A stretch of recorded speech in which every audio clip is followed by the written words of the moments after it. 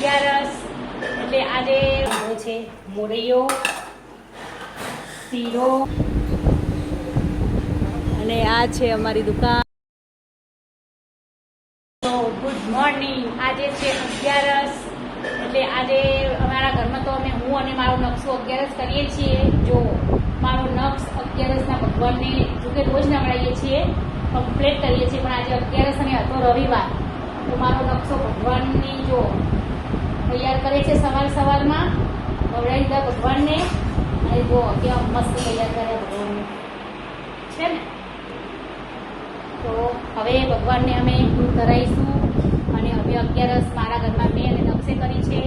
તો બપોરે બનાવીશું અમે ફરાળ. પણ ગુજરાતી ઘરોમાં હોય ને કે કરે ઉપવાસ એક અને ખાય આખું ઘર ફરાળ, એટલે અમારા ઘરમાં પણ કંઈક એવું જ છે. ઉપવાસ હું અને નકશું કરીશું અને ફરાળમાં જયેશ પણ ખાઈ લે છે. તમારા ઘરમાં પણ આવું છે? જોતા રહો. હેલો, ચલો બપોર થઈ ગઈ છે. તો જુઓ મેં બનાવી દીધો છે મોરૈયો, શીરો અને ભાજી. તમે પણ 11માં ફરાળ કરો છો અને શું તમે મોરૈયો ખાઓ છો? અમારા ઘરમાં અમે તો મોરૈયો ખાઈએ જ છીએ. અને જો જયેશ આવી ગયા ખાવા માટે શીરો. આજે રોટલી બોટલી નહીં બનાવવાની. ચલો. હેલો મિત્રો, આજે હું આવી ગઈ છું અમારી દુકાને. જો અમારી દુકાન ગેરેજ, આ બેઠા ગેરેજના માલિક. અને આ છે અમારી દુકાન. જો સ્પેર પાર્ટ ભરેલા છે અને આ છે બ્રેકડાઉન. આ છે વ્હીલ એલાઇનમેન્ટ.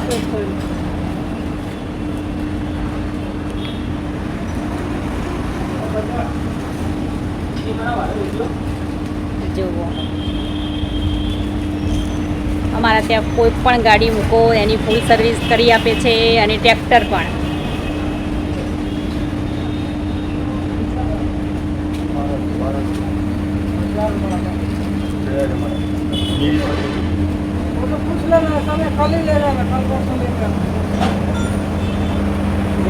પિક્ચર ચાલુ છે.